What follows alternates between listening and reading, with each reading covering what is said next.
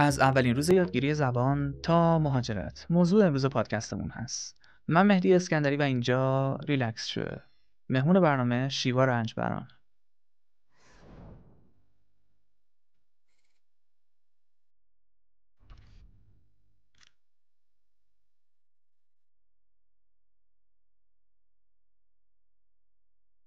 حالا چطور شیوا؟ خیلی ممنونم. مرسی. روزت بخیر. تو چطوری مهدی جان؟ قربانت، مرسی. قبل از هر چیزی بذار واسه بچه‌ها من موضوع پادکست امروز رو بگم. موضوع پادکست امروز بچه‌ها درباره کلاً یادگیری زبان و مهاجرته که امروز شیوا رو بردم اینجا براتون که درباره این که مثلا چه نکاتی میتونه بهتون کمک کنه، بچه‌هایی که مهاجرت کردن مثلا با چه چالش‌هایی روبرو شدن و بالاخره خیلی از این چالش‌ها رو واسه شیوا گفتم و شیوا امروز میتونه باهاتون اینا رو شیر کنه. شیوا جان خودت میتونی واسه بچه‌ها معرفی کنی؟ من شیوام رنجبران و در حال حاضر مدرس زبان انگلیسی و آلمانی و حالا یه کوچولو هم کارهای مهاجرت که بتونم تا انتها همراه دانشجویان باشم و اینکه رشته تحصیلی با کارم خیلی یکی نیست. من دانشگاه تهران علوم دارویی میخونم ولی خب همیشه علاقم و شغلم و اینا زبان بوده. بی وقت بریم هم دیگه پادکست رو شروع کنیم. پارت اول درباره اینه که اصلا ما چرا باید یک زبان رو یاد بگیریم. خب سوال اولم اینه که میتونی بگی اصلا کلا یادگیری یه زبان جدید مثلا آلمانی یا انگلیسی چه مزیت‌هایی داره واسه آدم؟ یادگیری زبان اول از همه زبان انگلیسی که کاملا دیگه میدونی یه چیز روزمره روتین نیاز روزمره روتینمون شده و همه جا هست و حتی توی مدارسمون دارن بچه‌ها یاد میگیرن. این روزا توی آموزشگاه من میبینم خیلی متقاضی‌ها بیشتر از قبل شده و همه درگیرش هستیم، حالا چه به واسطه کامپیوتر چه هوش مصنوعی که الان دیگه خیلی همه داریم درگیرش میشیم و به هر حال باید سراغش بریم. زبان انگلیسی توی همه اینجا هست. بعد از اون خب هر کسی بخواد تحصیلات دانشگاهی داشته باشه، همون اول لیسانس هر رشته‌ای که وارد بشیم به هر حال باید زبان انگلیسی رو بدونی. خیلی‌ها در نهایت میخوان مقاله بنویسن، تو سطح بالاتر بیان، زبان انگلیسی کاملا همه جا واقعا مورد نیازه. بعد از اون بحث زبان‌های دیگه، حالا چه زبان آلمانی چه زبان‌های غیر انگلیسی، در واقع به نظرم برمیگرده اولش به علاقه که من خودم اون اولا رو حساب علاقه بود صرفاً و هیچ قصد مهاجرت نداشتم، قصد تدریس نداشتم و از روی علاقه زبان آموزی همیشه خوندم. ولی خب خیلی از روی علاقه میخونن شاید مثل من که البته تعدادشون خیلی کمتره با توجه به افرادی که دیدم، ولی مورد دوم میره معمولا برای مهاجرت. اینکه حالا زبان انگلیسی اگه کشوری که میخوای بهش مهاجرت کنی برات کافی نباشه، معمولا بچه‌ها مجبور میشن که زبان دیگه‌ای رو بخونن، از جمله آلمانی، فرانسه، ایتالیایی که این روزا خیلی رایج شده. حالا سوال بعدی اینه که کلا یادگیری آلمانی و انگلیسی چه تأثیری توی زندگی شخصی خودت گذاشته؟ یعنی باعث شده کجاها یه مزیت داشته باشی نسبت به شخص دیگه؟ درسته.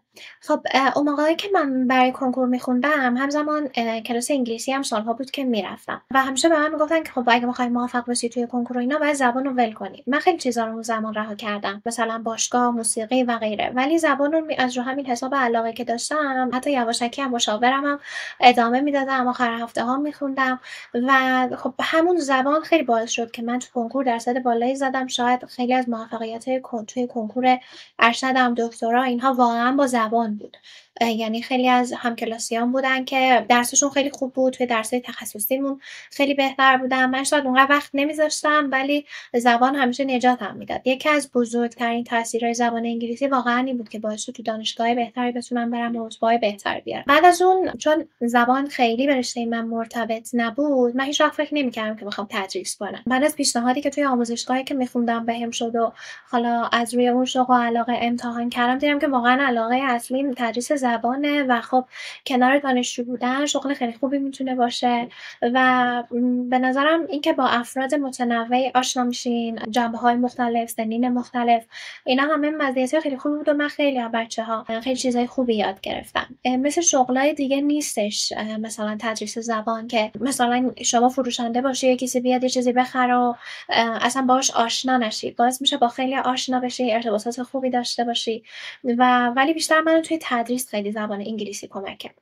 زبان آلمانی دوباره من الان دارم تدریس میکنم و مجددا باعث شده که با افراد مختلفی آشنا بشم، تجربه هاشون توی خارج از کشور، اینکه حالا شاید به قول بچه‌ها یه کمکی بود براشون، اینکه بتونم باشون پیش بیام، بهشون با آرامش و ترتیب یاد بدم که بتونن برن و موفق بشن. حالا یه چیزی که میخوام اینجا ازت بپرسم، میتونی به عنوان کسی که چندین ساله داره هم انگلیسی تدریس میکنه هم آلمانی تدریس میکنه بگی که مثلا انگلیسی به درد چه افرادی میخوره و آلمانی به درد چه افرادی میخوره؟ یعنی کاربری این زبان بیشتر سمت چه مشاغل و چه افرادی میره؟ خب انگلیسی ها همون جوری که گفتم یه چیز پایه و روتین مورد نیاز همه است. به نظرم اینکه به درد کی میخوره، به نظرم از بچه 3 ساله الان ما توی آموزشگاه داریم داره یاد میگیره و میتونه براش مفید باشه، حتی به پیشرفت ذهنیش از لحاظ فیزیک بدن و اینا بهش کمک کنه، تا اینکه مثلا شخصی که شاید سن خیلی بالایی داره و توی اون سن دوست داره که حالا به جهت کارش مهاجرت و غیره یاد بگیره.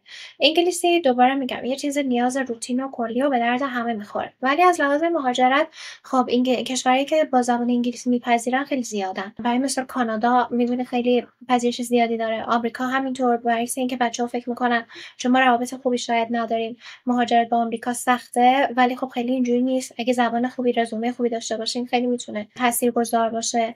مورد دومش به جز امور روزمره دقیقا برای مهاجرت کشورهای خیلی زیادی میپذیرن. ولی زبان آلمانی کشورهای خیلی زیادی نیستن که آلمانی صحبت میکنن و در واقع بهترینشون حالا شاید از نظر شخصی من آلمانه و بعد اتریش و کشورهای دیگه همه خیلی کوچیکن و خیلی فکر نمی‌کنم کسی زبان آلمانی بخونه برای مهاجرت بهشون، شاید که البته افرادی باشن، ولی صرفا میخوره به علاقه مجددا و برای مهاجرت به آلمان. شاید اگه برین سرچ کنین مثلا بنویسن که مهاجرت به آلمان با زبان انگلیسی یا حتی بدون آلمانی و انگلیسی، ولی نهایتا اونجا موفق نمیشین، چون رفتار اون افراد که گاهی اوقات شاید شنیده باشین آلمانیا رفتار خوبی ندارن، خشکن و غیره، خیلی به این زبان وابسته است و اگه ببینن که شما خوب میتونین زبان صحبت کنین قطعا ارتباط بهتری میتونین بگیرین. و کشور آلمان الان میشه گفت مهمترین شرطی که داره اینه که زبانشون رو بلد باشیم و حتی با تخصصهایی که شاید تو ایران انقدر پشتیبانی نمیشن مثل هنر، کار هنری و غیره، الان داره پذیرش میگیره ولی به شرط زبان آلمانی. الان میرسیم به پارت دوم. تو پارت دوم قرار تفاوت زبان فارسی و انگلیسی و آلمانی رو با هم بررسی کنیم. سوال اول اینه که شیوا به نظرت اگه یه کسی بخواد الان زبان فارسی که قاعدتا همه بلدن دیگه، خب ولی اگه مثلا یکی بخواد الان شروع کنه آلمانی یاد بگیره یا انگلیسی یاد بگیره، کدوم به نظرت آسان‌تره واسه شروع و چرا؟ اینکه کدوم آسون‌تره به نظرم بستگی به اون علاقه داره. اولش همه اینکه بعضیا خیلی دوست دارن مهاجرت کنن ولی میبینی به زور ای بابا مثلا باید زبانشو یاد بگیریم، حالا چند سال میکشه تا من زبانو یاد بگیرم و حالا چجوری یاد بگیرم میام جلو و یه گاردی نسبت به اون زبانه دارن اون ابتدا. خب معمولا یکم اول زبان آلمانی سخت‌تره، دقیقا بخش الفبا، بخش حروف که شروع میشه میبینن مثلا مثال میزنن حرف اس رو باید ز بخونن و بعد اینو حواسشون باشه و کلی تغییرات دیگه، اون روز اول براشون خیلی سخت به نظر میاد همه و یه جورایی 2-3 جلسه اول بعضیا ناامید میشن و داشتم کسی که 2-3 جلسه اومده و دیگه نتونسته بیاد کلاس، ولی بعضیا میگن نه من واقعا دوست دارم برم آلمان یا حالا برم کانادا و هر چی باشه میرم که یادش بگیرم. خب قطعا واسه اون افراد آسون تره، یعنی یکم برمیگرده به خودت. ولی مثلا میگم تا میای زبان انگلیسی رو شروع میکنی بستگی داره که مثلا حتی با کی باشی، کجا بری، کدوم مؤسسه بری. بعضی مؤسسه‌ها متاسفانه الان هستن که میان انقدر این راهو طولانی میکنن و روز اول که میری تعیین سطح میدی، چون اینا رو واقعا تجربه کردم، وقتی تعیین سطح میدی حساب میکنی میبینی خب 4 سال خورده دیگه میکشه که تا این ترما رو تو بگذرونی. ولی خب واقعیت اینه که نه، اگه بخوای کاربردی بخونی و فقط برای مهاجرت باشه و مثلا من خودم اینطوری بودم که نه نمیگفتم من در حد مکالمه میخوام یا در حد مهاجرت برام کافیه، من میگم تا اون ته تهش رو میخوام بخونم هر ترمی که هست. بعضی خب اینطوره آکادمیک دوست دارن که جلو برن، ولی واقعا اگه بخوای به جهت مهاجرت بخونی، مکالمه بخونی، به نظرم شاید هر زبان فشرده 1 سال و نیم و نهایتا دیگه 2 سال بیشتر طول نمیکشه به جهت مهاجرت و مکالمه. ولی خب نه، اگه بخوای مثلا مثل سطرهای C2 که ما میخونیم توی آلمانی، کتاب تاریخ آلمان رو بیاری بررسی کنی، کلمات تخصصی، گرامرهای تخصصی که تو فارسی هم نمیشناسیم، نه خب یه مسیر طولانی تره. ولی از نظر خودم که الان یه زبان سوم رو شروع کردم، چالش حل نشدنی وجود نداره. مثلا برای من ریاضی همیشه یه چالش بود، چون مسئله رو که میذاشتن جلوم هی این راهو مینوشتم نمیشد، تا یه ذره عوضش میکردن دیگه نمیتونستم اون مسئله رو حل کنم. ولی خب زبان اینجوری نیست، مخصوصا آلمانی خیلی روی چارچوب جلو میره و اگه بخونی صرفا حفظ کنی و با اون چارچوب جلو بیای اصلا نشدنی نیست به نظرم. یه چیز دیگه هم حالا من اضافه کنم به چیزایی که داری میگی. به نظر من کلا حالا چون به قولی منم یه ذره آلمانی خوندم دیگه، چیزی که من دیدم اینه که انگلیسی رو وقتی شروع میکنی، خب چون منابعش زیاده، خیلی چیزا به انگلیسیه، خب خوبتره، راحتتره، حس میکنی جذابیت بیشتری داره و خب خیلی چیزا هست که بتونی بری ترایش کنی. ولی وقتی وارد آلمانی میشی، اصلا انگار پاتو گذاشتی تو بیابون، هیچ ایده ای نداری بعدش چیه، اصلا نمیدونی چه خبره. خب و چیزی که من از آلمانی برداشت کردم این بود که واسه من فارسی زبون آلمانی خیلی قابل هضم تر از انگلیسی بود. انگلیسی آسون تره، ولی آلمانی با اون استراکچری که ما تو زبان فارسی یاد گرفتیم همخوانی بیشتری داره، یعنی مغزم مچ میشد راحت و میفهمیدم باید بعدش چی بگم یا این جمله رو چجوری بگم. دقیقاً جذاب بود برام. یه چارچوب خاصی داره زبان آلمانی. آره قبول دارم. خب میخوای حالا بریم یکم از چالش‌هاش هم بگیم، مثلا چه چالش‌هایی زبان آموزات داشتن، اونایی که انگلیسی یاد میگرفتن یا اونایی که آلمانی یاد میگرفتن، چالش‌هاشون چیا بوده و رو چه بخش‌هایی بچه‌ها بیشتر گیر میکردن؟ خب اول از همه چالش‌های خودمو بگم. اون زمانی که حالا من خیلی داشتم ابتدایی میخوندم و اینا، توی هر 2 تا زبان و حالا توی زبان سومم همینطور، چالش همه ما به نظرم، خودم و دانشجوها و دوستانم، همه توی مکالمه است و مکالمه هم همیشه برنمیگرده به ضعف علمی، برمیگرده خیلی به ضعف اعتماد به نفس بچه‌ها. یعنی گاهی اوقات میگم اگه شما رو با یه آلمانی زبان بذارم توی یه اتاق و مجبور باشین با اون حرف بزنین، با اون کار کنین و غیره، با هم غذا درست کنین، به خدا که بلدین صحبت کنین، فقط باید توی فضا قرار بگیرن بچه‌ها. و گاهی اوقات هم یه فاصله هست بین چیزی که تو ذهن ما، جمله‌ای که میسازیم و بگیم، این گپه خیلی زیاده، بچه‌ها منمن میکنن تو صحبت کردن. من خودم اینطور بودم و این خیلی برام زمان گرفت تا درستش کنم.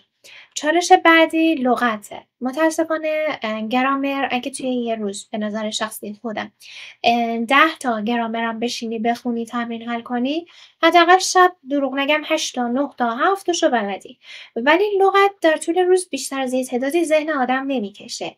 مثلا تو اگه 50 تا لغت بخونی، تا شاید 15 تاتون حفظ بتونی بشی. شاید 100 ساعت هم بشینی لغت بخونی صبح تا شب، ولی تهش میری کتاب میاری، فرداش یه هفته بعدش میبینی که یادت رفته. مثل همین خیلی از بچه‌ها میذارن هی گرامر رو یاد میگیرن توی آلمانی، مخصوصا که گرامرها راحت‌تر یادگیریشون و اعتماد به نفس بهتری به آدم میده. یاد میگیرن تا میان وسطای سطح مثلا آ1 آ2 و اونجا میفهمن که مثلا لغت آ1 رو بلد نیستن و تازه برمیگردن میرن میخوان 2 درس حفظ بشن و نمیشه. مثلا همین یکی از چالش‌ها همیشه لغته و راه حلش اینه که درس به درس مثلا بخوایم بخونیم و پیش بریم. ولی به نظرم توی انگلیسی چه توی آلمانی هیچ موقع دانشجوهای من تو گرامر مشکل نداشتن توی دستور زبان، چون یه چیز روتین و خاصیه. واسه همین چالشش یکی میشه لغت‌ها، حفظ کردن لغت که دل و حوصله میخواد در واقع، و بعد بحث مکالمه قبلا توی کتابای قدیمی، کتابای منشن و اینا که سری استادای قدیمی تر الان تدریس میکنن، خیلی کم بود و اینقدر حائز اهمیت نبود. ولی الان چه توی انگلیسی چه توی آلمانی کلا کتابا رفتن رو به مکالمه و حتی پذیرش آلمان هم بر اساس مکالمه شده و حتی حالا کانادا یکم باز آکادمیک تر با آزمون آیلتس پیش میرن و این چالش مکالمه داره حل میشه، ولی باز خیلی برمیگرده به استاد. اینکه حالا استاد شما بیشتر کاغذی باشه، رو کاغذ تمرین بده، حل بکنه، هی بگه بنویسین، یا اینکه نه بگه بیاین راجع به این موضوع صحبت کنین یا وایس بفرستین. چالش مکالمه رو اینجوری دارن حلش میکنن، ولی مهمترین چالشمون همیشه مکالمه بوده. سوال بعدی ما اینه که چه اشتباهات رایجی رو بچه ها انجام میدن. مثلا توی آلمانی وقتی داری تدریس میکنی متوجه میشی 20 نفر دارن این اشتباه رو میکنن، خب، یا توی انگلیسی میگی 50 نفر مثلا تو این نقطه دارن این اشتباه رو میکنن. میتونی یکم از این اشتباهات برامون بگی که چیا هستن و کجاها رخ میده؟ اشتباهات اولشون به نظرم عجله است. عجله یه سری از بچه‌ها به جهت اینکه میخوان زودتر مهاجرت کنن و زبان رو انگار فقط یه مرحله میبینن که میخوان ازش رد شن. با عجله هفته‌ای مثلا 4 تا 5 تا کلاس حتی بودن کسایی که ما داشتیم، حتی 7 روز هفته، روزی 2 کلاس، و به صورت فشرده دقیقاً فقط دستور زبان‌ها رو خوندن و جلو اومدن. و حتی من دانشجویی داشتم که میگفت مثلا از روی متن‌ها رد بشیم، از روی فایل‌های صوتی رد بشیم، اینا رو میرم مثلا خودم تو خونه گوش میدم. میدونین شاید گاهی اوقات اگه معلم اصرار بکنه میگن خب میخواد زودتر کتابو تموم نکنه، زمان بیشتری باشه، بیشتری دانشجو داشته باشه، ولی واقعا اینطور نیست. و داشتم کسایی رو که اینطور با عجله حالا هر زبانی رو رد کردن، فایلشو گوش ندادن، در نهایت واسه مصاحبه که رفتن دیدن توی لغت ضعیفن. و الان من دارم کسی رو که برگشتیم فقط داریم دوباره فایل‌های صوتی رو گوش میدیم، داریم فقط متنا رو میخونیم، فقط لغت کار میکنیم. گاهی اوقات عجله بچه‌ها و جدی نگرفتن یه سری پارتا و زود خواستن تموم کردنش میشه یه ضربه‌ای که میرن جلو، میرسن به سطح B1 B2 چه تو انگلیسی چه آلمانی، و میرن یه مصاحبه و میبینن نمیفهمن که طرف چی میگه. مدرکشون رو بیارن مثلا B هستن ولی شاید در حد A1 متوجه نمیشن بعضیا.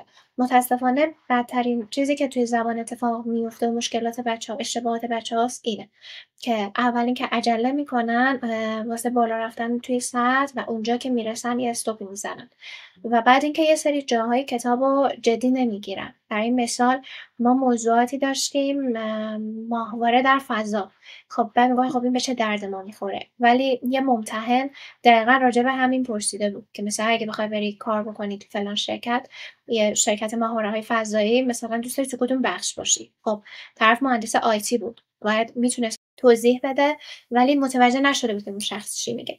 یکی دیگه از اشتباهات رایج بچه‌ها اینه که فقط کتابو میخونن و فیلم نمیبینن. دیدن فیلم و کتاب داستان خیلی تاثیرگذاره. دقیقا مثل کسی که وقتی مهاجرت میکنه به یک کشور انگلیسی یا مخصوصا آلمانی زبان، یه ماه که اونجا میمونه میبینین که چقدر بیشتر یاد گرفته. یه تغییری که شاید اگه 6 ماه میومد کلاس قد این یه ماه یاد نمیگرفت. اینا همه به خاطر قرار گرفتن تو محیطه. متاسفانه تو کشور ما به خاطر تایم کاری و اینهایی که داریم خیلی نمیرسن کلاس حضوری بیان که تو فضا قرار بگیرن. اکثر کلاس آنلاینه، اکثر کلاس واسه اینکه عجله دارن خصوصیه و اون مکالمه اون فضایی ایجاد نمیشه و بچه‌ها فیلم نمیبینن، کتاب داستان نمیخونن، آهنگ حتی گوش نمیدن که هیچ انرژی نمیگیره از آدم، و توی لهجه خیلی ضعیف میشن و نمیفهمن، متوجه نمیشن که اون شخص چی میگه. بلدن بهش جواب بدن ولی متوجه سوال اون شخص نمیشن چون لهجه رو زیاد نشنیدن، اون تندی صحبت کردنشون رو عادت ندارن. معمولا توی بخش مکالمه و شنیدار اینجا بچه‌ها اشتباه دارن و به مشکل میخورن. خیلی خوب، میرسیم به پارت سوم. تو پارت سوم قرار درباره تجارب شاگردایی که داشتی و مهاجرت کردن اینجا بگیم. سوال اول دقیقاً همین عنوان این سکشنه. میتونی بگی شاگردات تو مسیر مهاجرتشون چه چالش هایی داشتن و از چیا واسه تعریف کردن؟ حتما. اول دانشجوهای آلمان رو میگم چون خیلی شایعات به نظر من در رابطه با آلمانی‌ها رفتارشون با ما و اینها هست. من دانشجوام تو رشته‌های مختلفی بودن، تو رشته خودم مثلا علوم دارویی یا بچه‌ای که اکثرا بیمارستان بودن، پزشکای متخصص که با حالا چه تازه کسایی که پزشک شده بودن، چه کسایی که چندین سال بود اینجا جراح بودن و کار کرده بودن، و افراد دیگه‌ای که اکثرا آیتی بودن، پرستار بودن، توی رشته‌های مختلف. برای مثلا شیرینی پزی یکی از دوستای من رفت، برای طراحی آشپزی رفت، یکی از بچه‌ها اینجا یه رستوران زنجیره‌ای داشت که از همکلاسی‌های خودم بود. یعنی توی همه قشری، همه که نه اکثر قشرها رو در جریان مهاجرتشون بودم، یا دوستان بودن یا دانشجویان بودن اکثرا. و به طور کلی بخوام بهتون بگم، کشور آلمان رو میگم، این با انگلیسی‌ها فعلا کاری ندارم، من واقعا میگم هیچ کس رو ندیدم که ناراضی باشه از آلمان رفتن.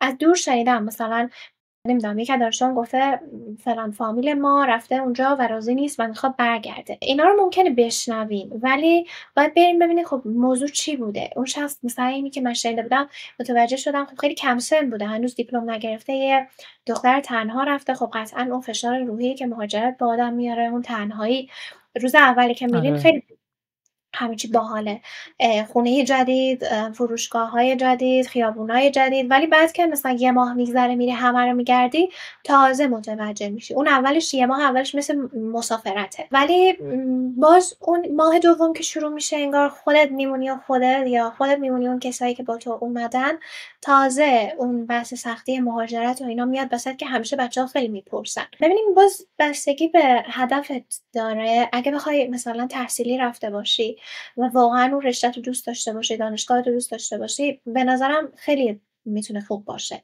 چون بودن از بچه‌هایی که برای تحصیلی هم رفتن، حالا من کسایی اول نام بردم که شغلای مشخصی داشتن ولی خب خیلی‌ها فقط برای تحصیل رفتن. خیلی‌ها بودن که راضی بودن، ولی باز میگم کاملا به روحیه خود شخص برمیگرده. اینکه تو اینجا چجور بوده باشی. مثلا میگم شخصی که اینجا همیشه افرادی کنارش بودن، پشتش بودن، همراهیش کردن، قطعا یه سختی داره، نمیگم موفق نمیشه، سختی ها براش بیشتره. ولی خب من داشتم کسی که همراه خانواده رفت و میگفتن که خب ما خانوادهمون شهرستان هستن، با بقیه ارتباطی نداریم، بچه‌ها اونقدر وابستگی به خانواده من و خانومم ندارن. خب اونا خیلی راحت ترن دیگه، اونجا میتونن مستقل تر باشن. ولی خب هر چقدر این وابستگی بیشتر باشه سختی بیشتره، ولی نشدنی نیست. مگه اینکه خب خیلی بدونین وابسته این والا بودن کسایی که میگن رفتن از فرودگاه برگشتن، یعنی اصلا نرفتن تو شهر یه دوری بزنن بعد بیان، همون فرودگاه یه سریا برگشتن و واقعا بودن این مورد. واسه همین خیلی برمیگرده به خودتون. ولی چیزایی که بچه‌ها از اونجا تعریف میکنن، میگم من تا جایی که شنیدم 95% بچه‌ها راضی‌ان. حالا چه کسایی که تنهایی رفتن، چه کسایی که همراه خانواده رفتن. چیزایی که بگم ازش راضی‌ان مثلا اول از همه مدرسه هاست. خیلی از خانواده ها الان این روزا بگن ما اصلا به خاطر خودمون مهاجرت نمی‌کنیم. خب مثلا میگم من و همسرم اینجا کار کردیم، یه جایی پیدا کردیم تو این جامعه و تا اینجاشو گذروندیم، از اینجا به بعدم میتونیم. ولی خب دوست نداریم که بچه هامون مثلا اینجا باشن، دوست داریم که حالا کشورهای دیگر رو امتحان بکنن، تحصیلات بهتری اونجا شاید بتونن داشته باشن. و بعضی هم حتی این اعتقاد دارن که برن یاد بگیرن و بیان برگردن. حالا اینکه دیگه برمیگردن یا نه بستگی داره به افراد بودن کسایی که برگشتن. دوست داشتن فقط برن اونجا تحصیل کنن، بچه‌هاشون به جایی برسن و کلا خانوادگی همه برگشتن. اینجوری نیست که بگین بریم دیگه نمیایم یا دیگه نمیشه بیایم. واسه همین اول از همه میگم مدرسه، خیلی از مدرسه ها همه راضیان. کسایی که بچه‌های کوچیک دارن از شرایطشون، اون آزادی که بچه‌ها دارن، واقعا مثل یه بچه. مثلا بچه‌هایی بودن، من دانشجوی کوچولو هم زیاد داشتم، کسایی که ابتدایی بودن یا مثلا کلاس اول بودن، تازه اونجا که رفتن خیلی راضی ترن، روحیه خیلی خوبی به دست آوردن. خیلی هم میترسن که بچه‌هاشون اونجا ارتباط برقرار نکنن. حالا اون وسط اشتباهات رایجی هم بوده که مثلا دانشجوها بهت گفتن، مثلا گفتن اوکی، مثلا این 10 نفرشون گفتن آره ما فلانجا مثلا گند زدیم یا اینو نمیدونستیم، این اشتباه رو کردیم. اینا چیا بوده؟ اشتباهات رایج می‌بینی اکثرا اونایی که میرن مثلا بهشون گفتن شما با سطح B1 میتونین بیاین. حالا کار ندارم چه انگلیسی زبان چه آلمانی زبان. بعد کمترین سطحی که میتونستن باشن مثلا A2 بوده، کمترین B1 بوده. بچه‌ها به محض اینکه به اون سطح رسیدن سریع مصاحبه رو گرفتن و یا حالا پذیرش رو گرفتن و رفتن. اونجا یکم به چالش خوردن و حالا میگم تو همین متوجه شدن حرفاشون تو امور روزمره و اینا یکم براشون سخت‌تر بوده. یا یکی که برای تعریف کردن مثلا اینکه شخص میگه این کارو بکن تو میری یه کار برعکسش رو انجام میدی.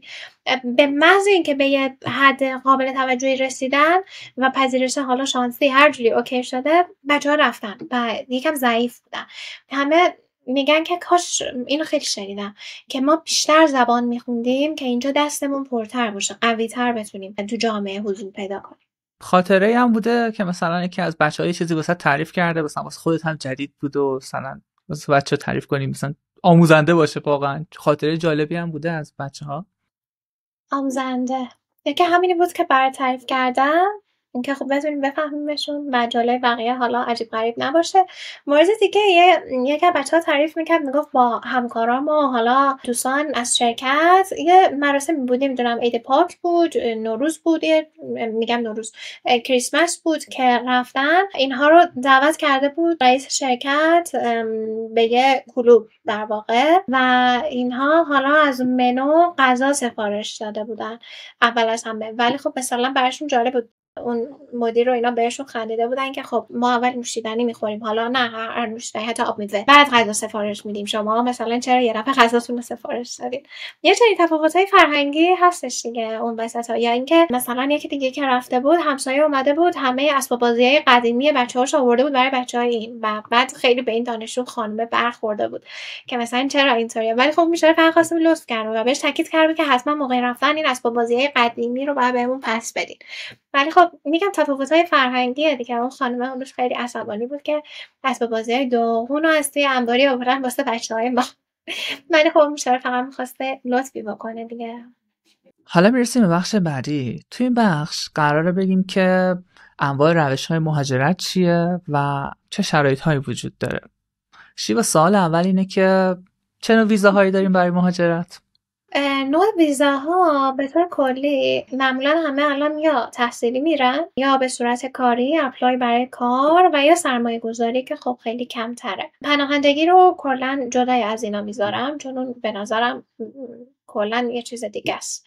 اینکه تو بری پناهنده بشی یک کشور به کشور دیگه مجبور بشی بری یه جا و اینا، اصلا اون روش رو قبول ندارم. میمونه این چند تا. آلمان رو دوباره اول میگم. آلمان علاوه بر اینا یه روش آوسبیلدونگ هم داره. آوسبیلدونگ تو زبان آلمانی به معنی کارآموزیه.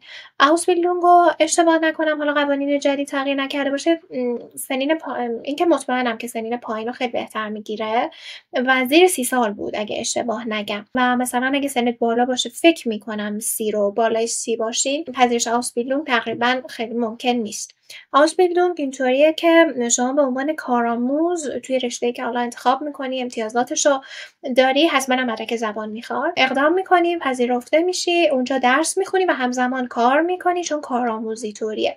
و بعد اگه بتونی اونجا شغل پیدا بکنی و حالا اون مدت مشخصی بمونی، میتونی شهروندی بگیری. این واسه سنین پایین‌تر. مهاجرت تحصیلی معمولا با مدرک B1 B2 که اگه B2 داشته باشی خب خیلی راحت‌تره. برای آلمان دانشگاه‌های مختلف حالا اپلای می‌کنی، درخواست می‌فرستی، اینا یه سری امور مهاجرتی دیگه خاصه. و مهاجرت کاری بچه‌ها از دو طریق معمولا میرن. این کاریه بیشتر از بقیه است، البته که تحصیلی هم کم نیست.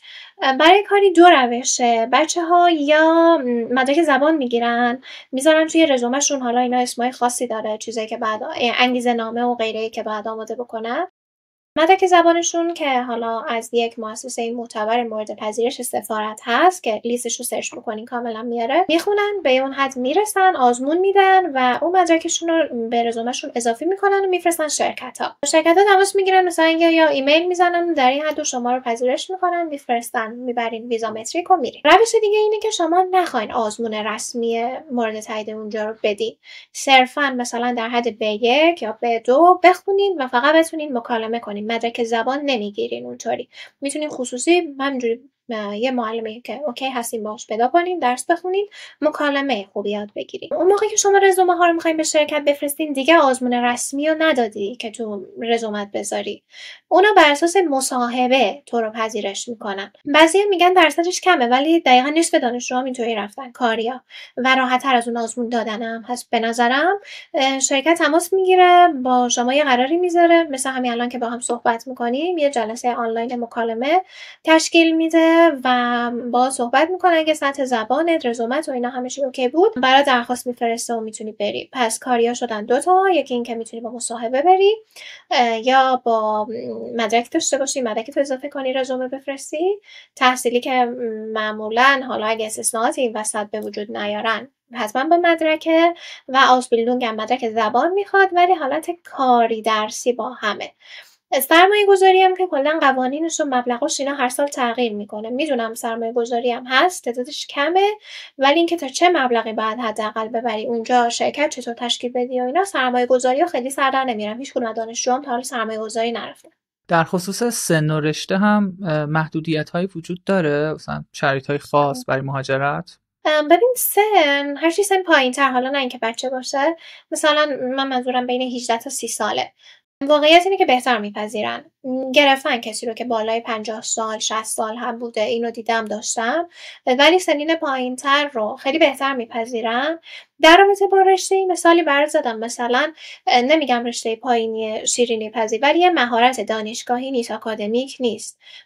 البته نمیدونم رشته‌ش هم شاید وجود داشته باشه، یه حالت مهارتی طوره که تو ایران انقدر مثلا بالا و دانشگاهی حساب نمیشه، ولی رفتن بچه‌ها با چنین رشته‌ای، با طراحی لباس که البته اون رشته دانشگاهیشون بود، رفتن حتی با آشپزی، کسی که مثلا یکی دو تا مدرک بین‌المللی داشت ولی واقعا توش خوب بود. میدونی مهدی، توی هر چی واقعا خوب باشی، توی هر کاری، حتی تو آرایشگری، تو مو کوتاه کردن، واقعا اگه خوب باشی میتونی پذیرش بگیری. حداقل آلمانو، من کانادا رو نمیگم، کانادا یکم جدیدن سختگیری میکنه، کانادا و آمریکا. صرفا آلمان کافیه یکم مهارت داشته باشی و زبان بلد باشی. به نظرم هیچ کسی نیست که نتونه نره. و دیگه فکر کنم سنینو که گفتم، رشته ها رو هم که گفتم. به نظرم ولی بعضی رشته ها، برای مثال آیتی، پرستاری، حتی بیشتر از پزشکی، پرستاری، اینا حالا خیلی تقاضای بیشتری هست واسه شون، یه واقعیت. یه چیز دیگه که هست، مثلا میگن واسه مهاجرت حتما نیاز ما آزمون زبان بدیم. اول اینکه آیا واقعا حتما باید آزمون زبان بدن یا نه، و اینکه چه آزمون‌های مناسب تره کلا؟ خب آزمون زبان گفتم یه روش اینه که مثلا برای تحصیلی 99% میگن باید آزمون بدن، برای آوسبیلدون، کارآموزی طوریه همینطور، ولی واسه کاری همینجوری که گفتم بدون مدرک رسمی هم میشه رفت. یعنی که میگم نه اینکه زبان بلد نباشن، زبان رو باید بلد باشین، به هر حال هیچ راهی نداره مگه اینکه پناهنده بشین و اون عواقب خودش رو داره که زیاد خوب نیست. از آشناها میدونم که اینطور رفتن. زبان باید بلد باشین، ولی میتونین اون مدرک رسمیه رو برای حالت کاری نداشته باشین، صرفا با مکالمه با اون شخص برین. اینکه چه مدرک‌های معتبری وجود داره، توی ایران ما گوته رو داشتیم که آزمون برگزار میکرد، OST هم همینطور. این دوتا حالا خیلی بولتر از بقیه بود که متاسفانه الان گوته نیست دیگه. مؤسسه گوته تو ایران آزمون برگزار نمیکنه. من خودم مدارکم برای گوته بود و دانشجوی اونجا بودم. الان صرفاً به نظرم چیزی خیلی رایج و بچه‌ها دارن شرکت میکنن OST هست. OST رو آموزشگاه مختلفی دارن میگیرن. حالا مؤسسه آنجل، مؤسسه دیوان و غیره که حالا خیلی معروفن، بین بچه‌های سرچ بزنین میارن. توی شهرستان‌های مختلف هم داره برگزار میشه این آزمون OST. فکر میکنم شیراز، اصفهان، کرج به تازگی. مؤسسه که خودم هستم داره شعبه برگزاری آزمونش رو میگیره و داریم اونا رو راه میندازیم آزمونو. به نظرم الان چیزی خیلی رایج و اینا OST است. بعضیا میپرسن خب نمیدونم OST بدیم یا بریم کشورهای دیگه گوته بدیم، کدوم آسان‌تره، کدوم سخت‌تره؟ من به عنوان کسی که کتاباشون و سوالاشون رو دونه دونه درس دادم و حل کردم و آزمون دادم و الانم توی تیم خود آزمونگیری دارم وارد میشم، هیچ فرقی به نظرم با هم نمیکنه از لحاظ سختی. همه توی یه حدن. اینکه حالا آزمون عمان آسان‌تر یا آزمون ایران واقعا هیچ فرقی نمیکنه. حالا یه بحثی بود که اونجا سوالا رو بچه‌ها داشتن و اینا رو نمیدونم، ولی از لحاظ سطح سوال فرقی نمیکنه. توی این پارت میخوایم درباره این صحبت کنیم که آیا مهاجرت کنیم یا نه، واقعا میصرفه یا نه. شیوا جان قرار درباره کشور به کشور برامون بگه و من هم میتونم اینجا درباره شهر به شهر براتون بگم که چه داستانهایی ممکنه وجود داشته باشه. شیوا جان شروع کن. مهدی، قبل از اینکه بخوام کشور به کشور بگم، اول باید یکم کلی توضیحش بدم. البته اینا نظر شخصی خودمه بیشتر. به نظرم امر مهاجرت اول از همه یه موضوع کلیه. حالا چه حتی به یه شهری، چه به یه کشوری، آلمان، چه به انگلیس، چه به ایتالیا، چه به آمریکا، فرقی نمیکنه. گاهی اوقات من میشنوم بچه‌ها مثلا میگن نمیدونم فلان کشور نزدیک‌تره. خب چه فرقی میکنه وقتی، البته این نظر منه، وقتی تو خارج از ایرانی هستی و اگه بخوای بیای باید به هر حال یه هزینه بدی، یه مدت کارتو کنسل کنی، اگه درست نری نمیتونی برگردی. منظورم اون بحث پناهندگی و این داستانای دیگه است. خب پس اول از همه مهاجرته و این کشور و اون کشور و اینا داره، ولی امر اصلیش خود ریشه کلمش اینا نه. اگه بخوای بری حتی ترکیه که نزدیکه و خیلی هم میگن نزدیکه ما میتونیم راحت بریم بیایم و اینا، به هر حال تو قراره اونجا تنها زندگی کنی یا با اون افرادی که داری باهاشون میری با اونا زندگی کنی و دیگه اینجا نیستی، با این زبون نیستی، با این فرهنگ نیستی، حالا چه ترکیه چه جای دورتر. بهت هم درست الان خب بعضی تو فکرشون میگن که خب خیلی فرق میکنه اینکه تو مثلا بری اونور جهان یا اینکه همین بغل ترکیه باشی. درسته، این هم یه موضوع دیگه است و اگه بخوایم از این دید دونه دونه بررسیشون کنیم، خب شاید یه سری کشورهایی که حالا زبانشون راحت تره و مثال انگلیسی زبانن شما بتونی ارتباط بهتری بگیریم اونجا، حالت بهتر باشه. و مثلا ولی کشورهایی که آلمان مثل اسپانیا که بعد زبانهای خودشون رو یاد بگیرین، شاید اون باعث بشه که ارتباطت با اون آدما سخت‌تر باشه چون به خوبی روی زبانه مسلط نیستی، یا هر چقدر دورتر باشه ممکنه فرهنگشون با ما متفاوت باشه. برای مثال چین یکی از اقواممون رفته بود، اینا خیلی تفاوتشون یکم بیشتره با ما، چه از لحاظ زبانی چه از لحاظ فرهنگ و اینها. اگه بخوایم بررسی بکنیم به نظر من کشورهایی که انگلیسی زبانن بچه‌ها راحت ترن توش چون زبانو بهتر بلدن. ولی اگه کسی خب بخواد شروع بکنه که نه این زبانو بلد باشه نه اون زبان، یعنی در هر دو در حد صفر، بین آلمانی و انگلیسی که من بلدم دارم میگم، اگه هر دو صفر باشه به نظرم فرقی نمیکنه چه کانادا چه آلمان. اون موقع باید به رشته‌تون نگاه کنین، اینکه مثلا توی فلان کشور رشته من تخصص من پذیرش بهتری داره، درآمد بهتری داره، چون اکثرا به خاطر موضوع اقتصادیه که مهاجرت میکنن. اون موقع باید اون اطلاعات رو جمع کنید. من از لحاظ زبانی فقط میگم که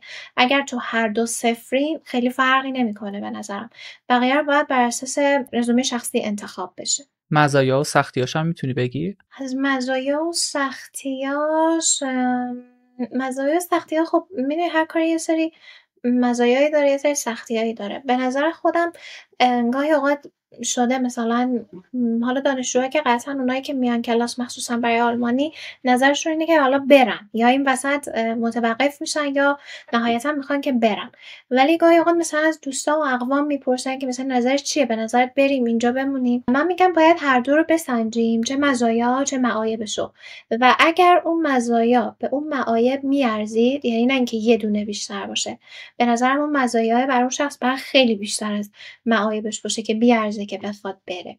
اگر که واقعا اینجا اوضاع خوب نباشه یا واقعا آرزو رویای بعضی هست رفتنه، بد نیست امتحان کردنش. خیلی هم میترسن از اینکه برن اوکی نشن به اونجا برگردن. اینو متوجهم که حالا یه سری تبعاتی داره، شخص اینجا کارش رو دست میده، باید سرمایه بذاره، وقتش رو بذاره، ولی خیلی هم میگن که ما بریم برگردیم زشته. من این اصلا درک نمیکنم. خب یه تجربه است، تو حقش رو داری که امتحانش بکنی. تهش میدونم که یه سری معایبی خواهد داشت، ولی تهش اینه که میری برمیگردی دیگه. حالا اینکه بقیه چی میگن و چه فکری میکنن به نظرم باید بذاریم کنار، چون این مشکل خیلی از دانشجوامه. اگه واقعا عشقشو دارن که مثلا هر کسی امتحان بکنه یا تو خودش میبینه این رو، به نظرم امتحانش بد نیست. تهش اینه که آدم میره خوب نبود برمیگرده، مگه اینکه دیگه از لحاظ تبعات اقتصادیش خیلی براش مهم باشه، اینکه بعضیا خب همه چیشون رو میفروشن میرن، ولی خب کسی که اینجا اونقدری وابستگی نداره و نیاز نیست حالا اموالش رو بفروشه اون اول و اینا، میتونه خیلی راحت به نظرم بره تجربهش کنه و اگه اوکی نبود واقعا برگرده و حرف بقیه هم اصلا مهم نیست به نظرم. حالا بچه من براتون درباره شهر به شهر میخوام صحبت کنم. خب که مهاجرت کلا شهر به شهر چه سختی هایی دارد و چه داستان هایی وجود داره. ببین اول از هر چیزی من اینو خیلی شفاف بهتون بگم، مهاجرت یعنی پشت سر گذاشتن یه سری راحتی ها و به جون خریدن یه سری سختی ها.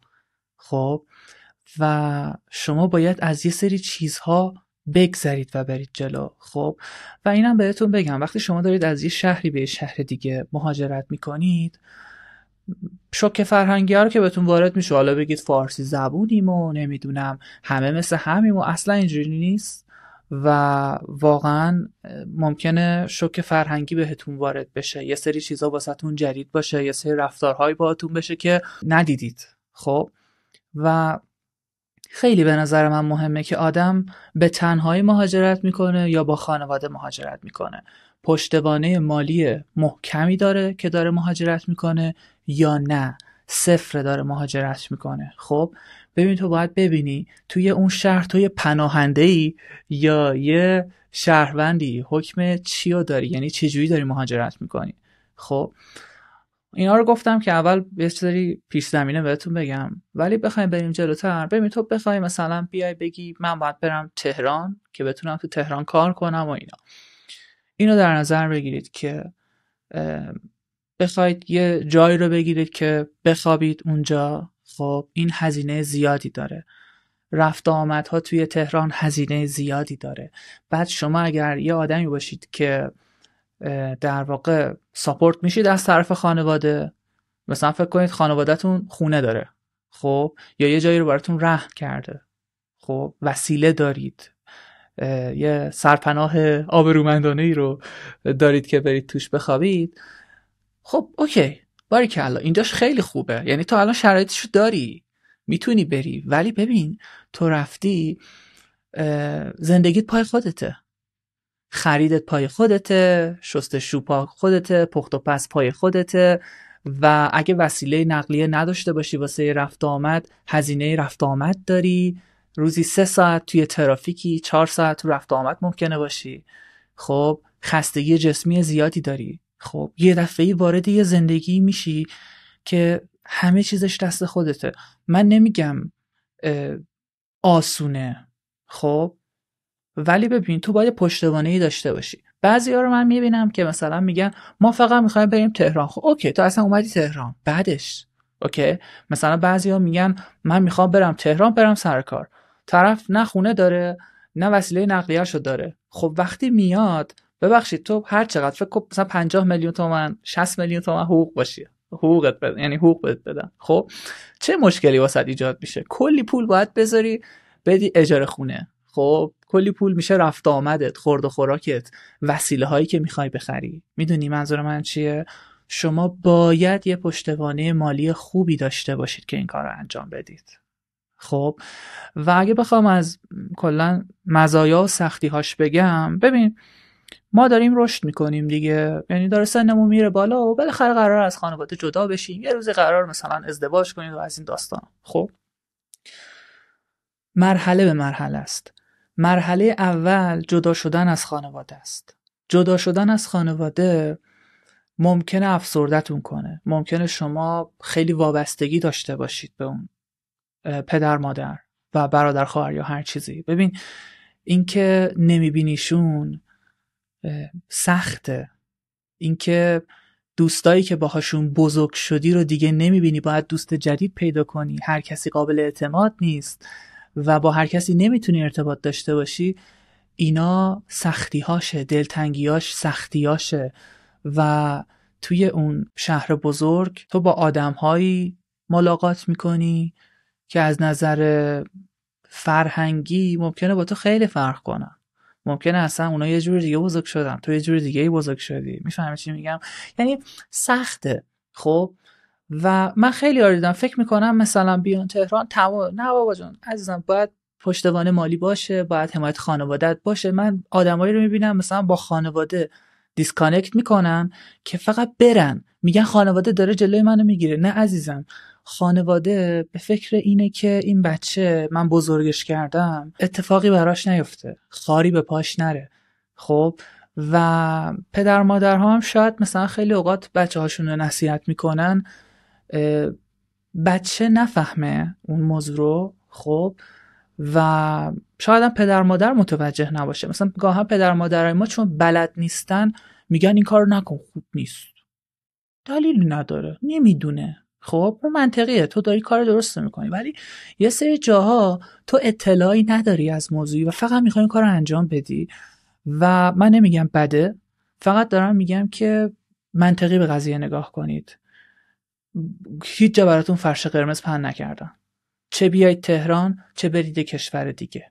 خب و من حالا بعضا به بعضی از دوستان میگم مثلا اول ازشون شرایط مالی رو میپرسم، بعد ازشون مثلا شرایط کاریشون و حرفه‌ای که بلدن رو میپرسم، واسه اینکه میخوام ببینم این آدم چقدر ظرفیت داره و بیاد میتونه واسهش مثبت باشه یا منفی باشه. بعضیاشون مثلا گفتم بمونید همون شهری که دارید داخلش زندگی میکنید، روی تخصصتون بیشتر کار کنید.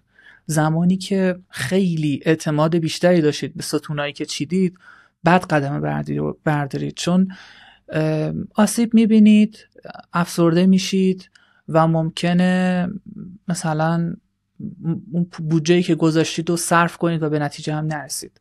من خودم خیلی از اون آدمایی بودم که میگفتم من باید مهاجرت اصلا کلا کشور به کشور کنم، ولی الان دارم میبینم که خب نگه نخوام یا بخوام، هنوز واقعا نمیدونم خود منم، ولی چیزی که تو ذهن منه اینه که من باید اطلاعات خیلی کاملی در این باره داشته باشم. با دوستان خیلی زیادی صحبت کردم، خیلی‌ها دلتنگ پدر مادراشونن، خیلی‌ها اینکه پدر مادراشون رو تا پایان زندگی پدر مادرشون چند بار دیگه میتونن ببینن دارن میشمارن. خب میگه من مثلا 30 بار دیگه با پروازایی که میام میتونم برم پدر مادرمو ببینم. خب و اینا سخته.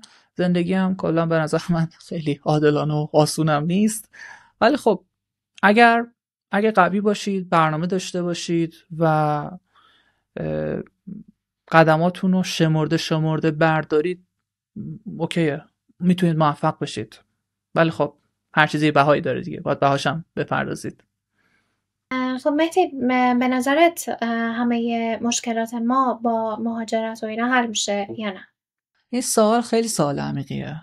خب و نمیشه گفت که همه مشکلات ما حل میشه. نه، اتفاقا یه سری مشکلات حس میکنم بهمون اضافه میشه. خب و به اصطلاح اینجا یاس، یکی از رپرهای ایران، یه حرف خیلی جالبی که میزنه، میگه که وقتی غذای گندیده لای مبل مونده باشه، هر جا اساس کشی کنی بازم خونت بو میده. خب یعنی مشکل خیلی اوقات درون ماست، مشکل خیلی اوقات درون اون تفکر ماست، نه جا مکانی که ما داخلش قرار داریم. من آدمایی تو ایران میشناسم که حالا تو حوزه خود کاری ما، خب طرف ریموت میتونه کار کنه، یاد گرفته، خودشو دیولپ کرده، خب ولی خیلی چیزا هم هست که تو داخل اون جایی که هستی نمیتونی بهش برسی و مجبوری مهاجرت کنی، ولی خب باید بهاشم بپردازی. میدونی یعنی آسون نیست، ولی خب باید منطقی تصمیم بگیرید. ببین اون رویا فروشی که بهتون میکنن نیست، بلبل و گل و بلبل و بودو بیا بفرستمت ارمنستان، بودو بیا بفرستمت ترکیه، این خبرا نیست، اصلا اینجوری نیست. و من اصلا میگم به این سادگی ها هیچ چیز دستیافتنی نیست. کاملا درست. توی این پارت قرار درباره این صحبت کنیم که یک معلم زبان چطور میتونه بهتر تدریس کنه. خب شیوا قرار از تجاربت به معلم زبانهایی که تازه کارن یه سری تیپ بدی، یه سری نکته بهشون یاد بدی. خب سوالم اینه که به عنوان یک معلم زبان مهمترین ویژگی ها و مهارت هایی که باید داشته باشی چی هست؟ یعنی یه معلم زبان باید چه ویژگی ها و مهارت هایی رو تو خودش تقویت کنه یا اونا رو داشته باشه به عنوان معلم؟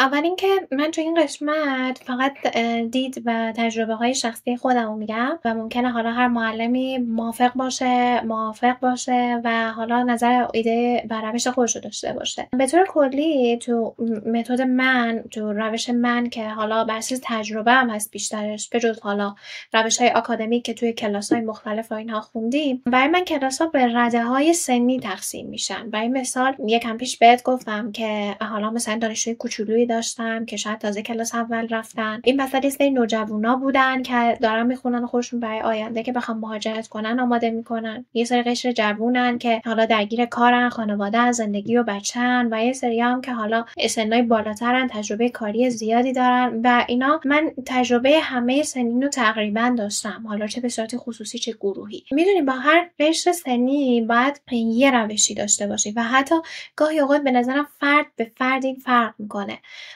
برای مثال من دانشجویی دارم که با تدریس به حالت پیام راحته، میگه تو عکس کتابو بفرست، زیرش وایس بده برای من توضیح بده، من باید اینو 10 بار شب گوش بدم و الا خب با یه بار تو متوجه نمیشم.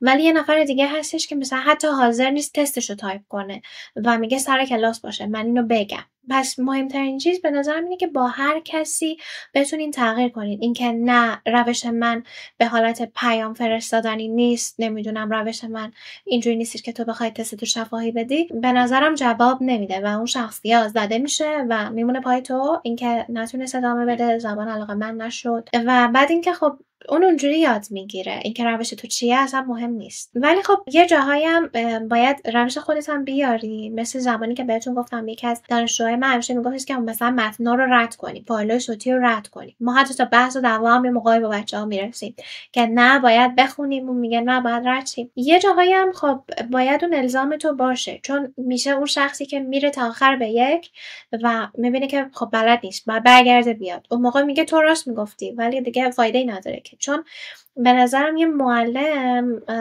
اگه به خاطر بحث مالی تدریس نکنه، واقعا براش مهمه که اون تهش چی میشه و واسهش مهمه که چقدر بیشتر اون دانشجو بیاد، چقدر بیشتر هزینه بگیره، چقدر کم زمان بذاره.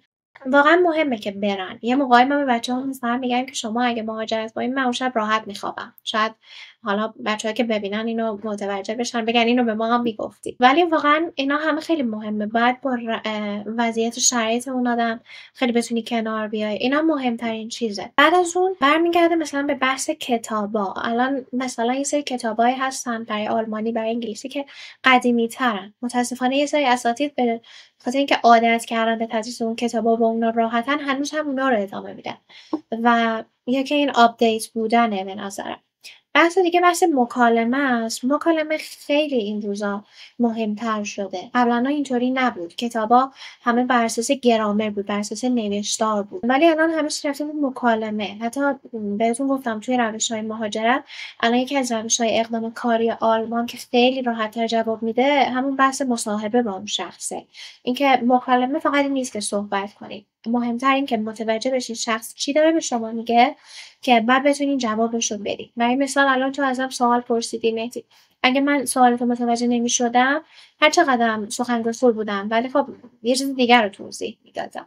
واسه همین خیلی مهمه به نظرم توی تدریس که اون استاد توی این دور زمینه بیشتر بتونه مکالمه محور با بچه‌ها کار بکنه، کاربردی، نه فقط مشق نوشتنی.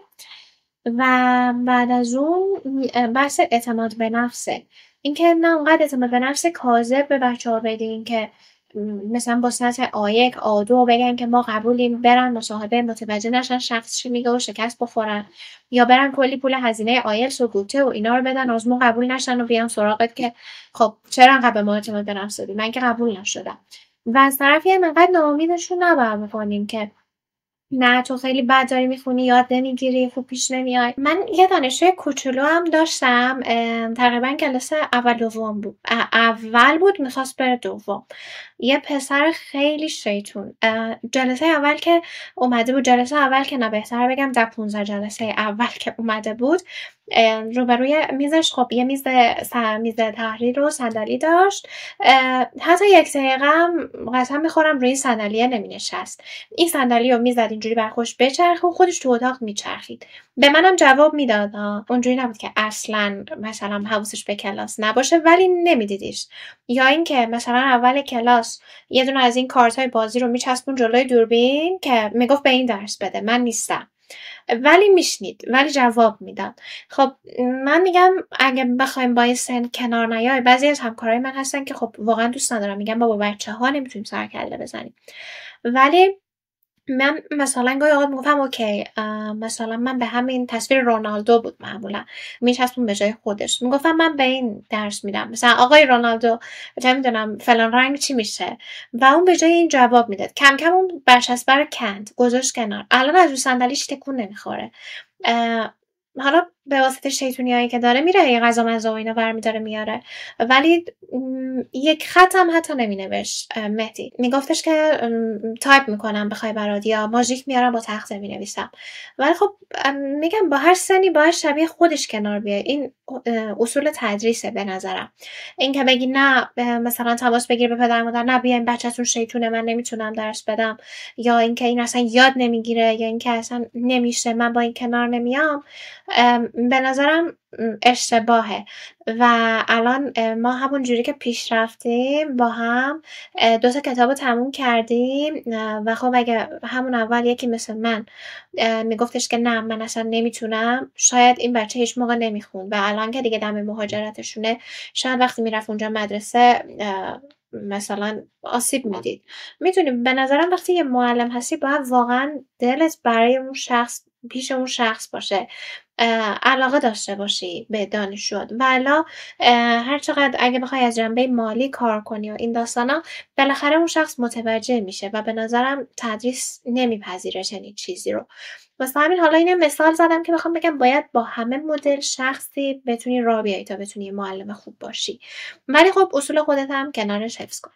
شیوا یه چیز دیگه ای که وجود داره، مثلا به عنوان یک کسی که تازه معلم شده، تازه شروع کرده به تدریس کردن، این شخص چطور میتونه اون در واقع کلاس زبان رو واسه زبان آموزا جذاب تر کنه، مؤثر ترش کنه؟ دوباره برمیگرده به بازی سنیه. مثلا من یه آقای دانشجویی داشتم که سنش تقریبا بالا بود و بیشتر از اینکه سلام خوب هستین چه خبر واسهش قابل سنجش نبود، قابل پذیرش نبود و میگفتش که خب مثلا فکر میکنن بعضیا که انگار داری وقت رو تلف میکنی. باید به اون شخص نگاه کنی که چجوری میتونی براش کلاس رو جذاب کنی. اون دوست داشت که از اون تایمی که حالا کلا سر کار بوده یا بین کارش داره میاد فقط استفاده کنه، فقط یاد بگیره.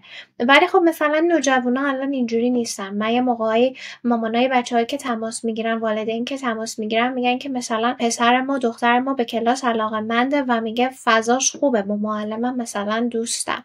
به نظرم تو سن نوجوانی اولش یه گاردی روبرود میگیرن. با نوجوانا اولش بعد راه بیای و حتی ممکن گاهی اوقات یه دفاعی روبرو داشته باشن که اصلا حتی بهت بر بخوره.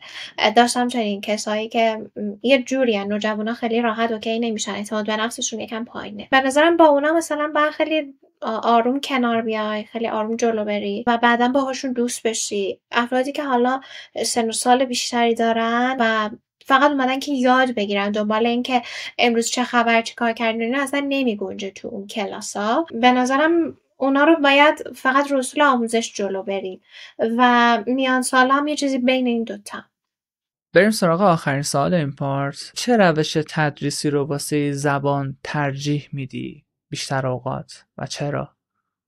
به نظرم روش تدریس پویا این روزا توی کلاس‌های آپدیت تدریس و اینها هم که برید خیلی میشنوین این رو. حالا همکارایی که توی این حوزه‌ان بیشتر متوجه میشن. برای مثال میگم روش تدریس پویا اینجوریه که شما هی نمیای از درس‌های قبلی تست و امتحان بگیری که دورشه یا بگی چه میدونم الان درس 6 بگی درس 1 و 2 رو بخونید ازتون امتحان میگیرم. به نظرم اینا قدیمی شده و روش پویا اینجوریه که مثلا ما الان توی درس 6 و یه متنی هست، اون متن رو بسپاریم به دانشجو بخونه و بگیم خط به خط مثلا تحلیلش کن، بگو مثلا چه گرامری اینجا استفاده شده، چرا اینجا اینو گفته و به این واسطه اونو دوره کنیم. یا چه میدونم وقتی به یه حد متوسطی رسیده یه کتاب داستانه در حد بچه‌ها بیاری وسط و بگی مثلا اینا رو بخون، بگو که چرا اینجا اینطوره.